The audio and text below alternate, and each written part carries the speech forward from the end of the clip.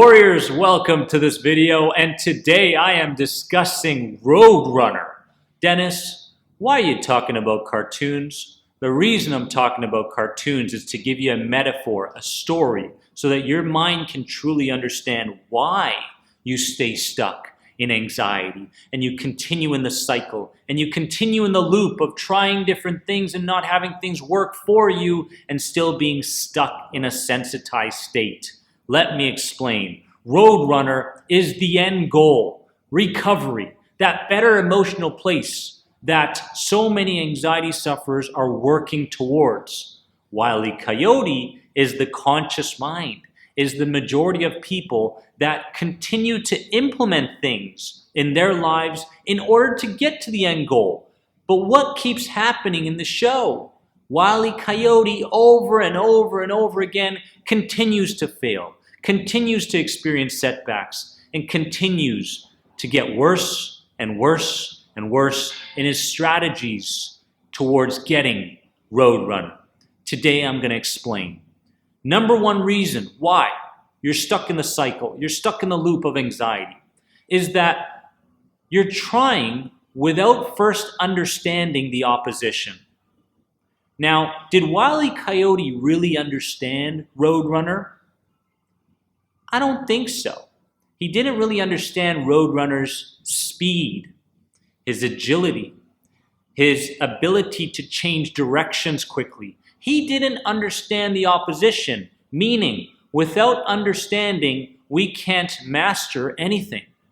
So we have to understand our subconscious mind. We have to understand our habits. We have to understand the storage system that is our unconscious minds, because we're dealing with Goliath here. We're dealing with a beast. We're dealing with a monster right now.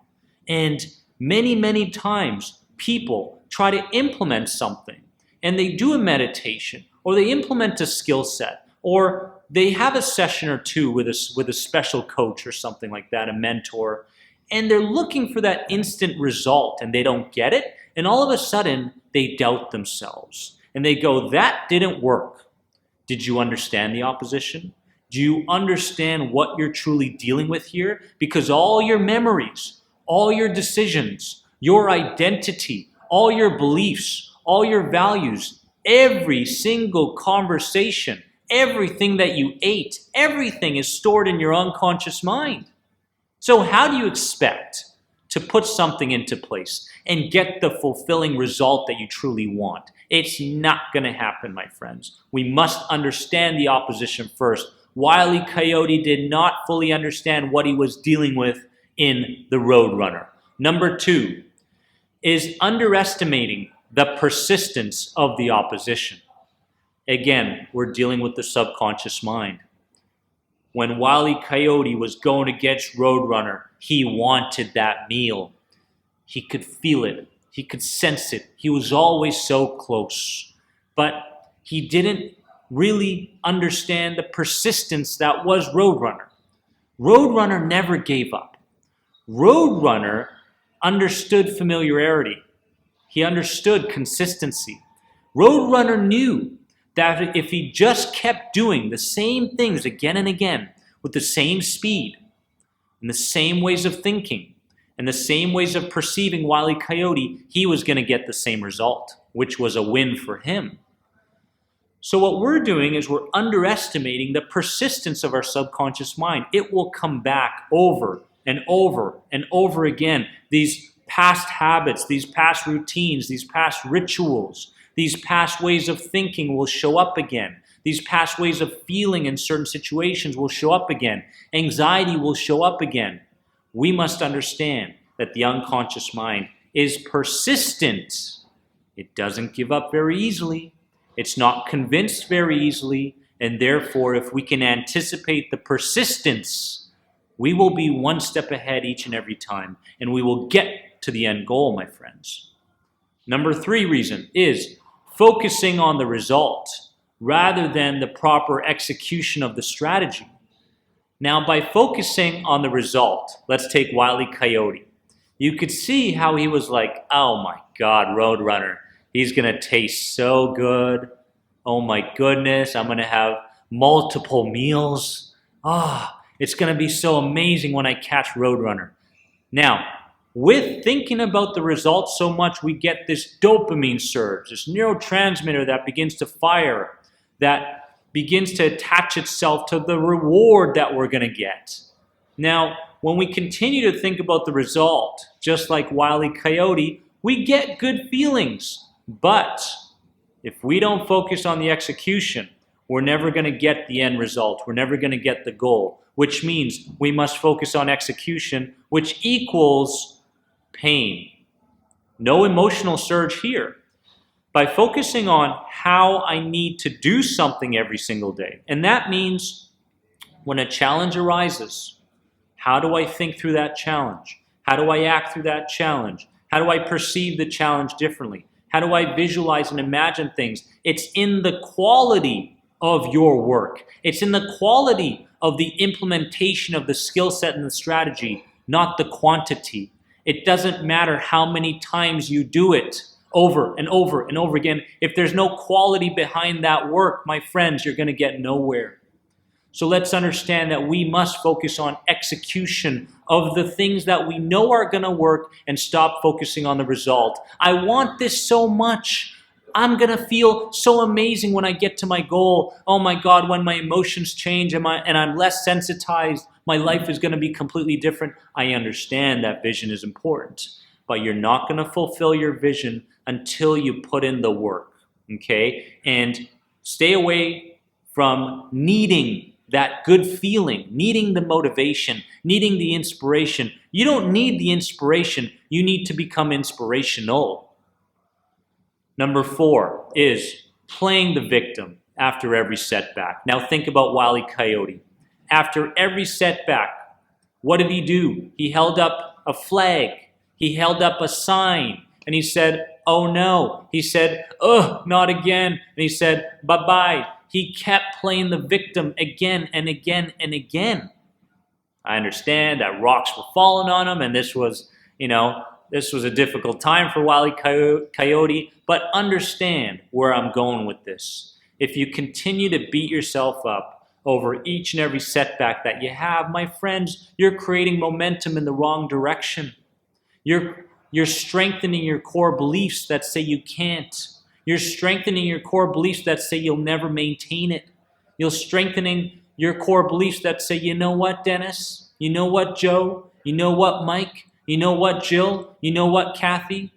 You just don't have it within you. And no matter what you try, with that core belief in the background, you will always sabotage your progress. So please, stop playing the victim.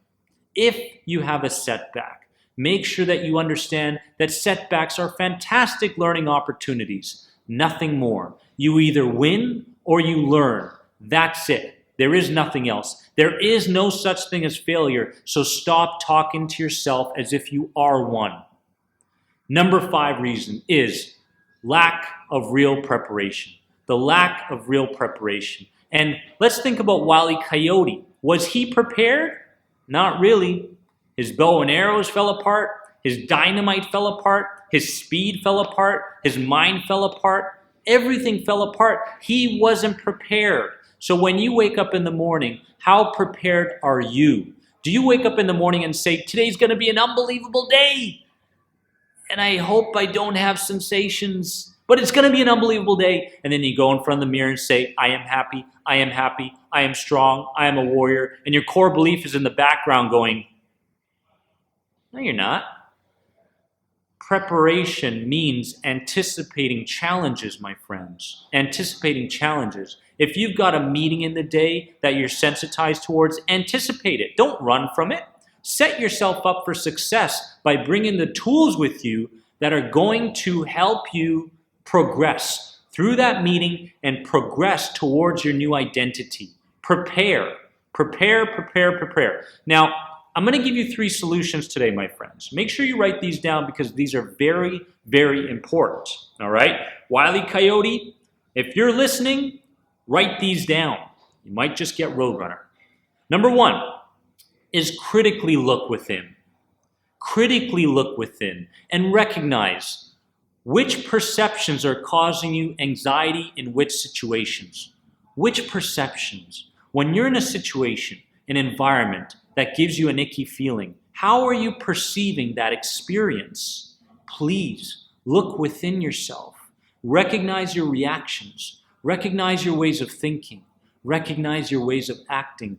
Be critical on yourself when it comes to these experiences that are causing you heightened sensations of anxiety, my friends. Further dizziness, further depersonalization, further confusion, further lack of concentration, no matter what it may be.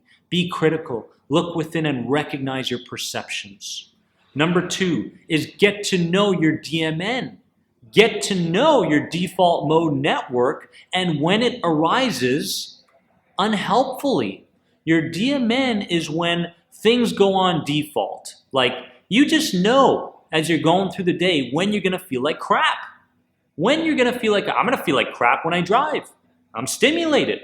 I'm gonna feel like crap when I walk into the workplace. I'm gonna feel like crap as soon as I leave the workplace. Recognize when your DMN shows up. When your default mode network shows up, know that there are core beliefs, there are past experiences, there are past decisions, there are past avoidance strategies, there are current ways of seeing that experience that is causing you to feel that way. This isn't something that just showed up out of the blue. Oh, I just started feeling crappy. I'm just a crappy feeling person. Everything is crappy. No, it's not like that. Cause and effect. For every feeling that you have, there's a reason for it. There's a reason. Sometimes that reason has been practiced more than other times. You'll recognize it in the emotions and the feelings in your body. If your feelings are heightened, if you're sensitized, if the 6-year-old within you is screaming, ah, get me out of here, and you're feeling sensations, you know that you've got stuff attached to that experience, my friends. Understand your default mode network and when it shows up. Number 3, reject the first response. This is really important. You wake up in the morning. First thing your mind and body say are, oh, you're going to try to shift your identity again? Don't you know how that went last time? Don't you know what a failure you are? And you know what? That's the first response.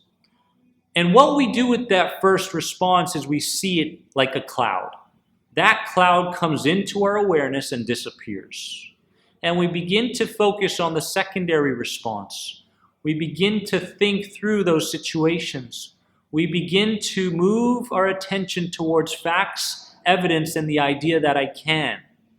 Our potentials, our belief systems that are opposing of the limiting ways of seeing ourselves in the situations in front of us, my friends. Make sure that you reject the first response. The first response normally comes from your survival brain. It comes from your emotional brain. It is just reacting to something that's been consistent. It is just reacting to something that it feels might be a threat. That is the fight or flight response. That is normal. Don't get caught up in it. Don't get emotional on it. Don't entertain the ideas and the thoughts that go with it. Move on to the second response, my friends, because that's where the magic lies. I love you all so much. I hope Wile E. Coyote one day catches Road Runner. I believe he will. Make sure to subscribe to this channel, my friends, and hit the bell below for all the notifications for my videos. You are more than anxiety. I love you all so much. Have a wonderful day. You deserve it.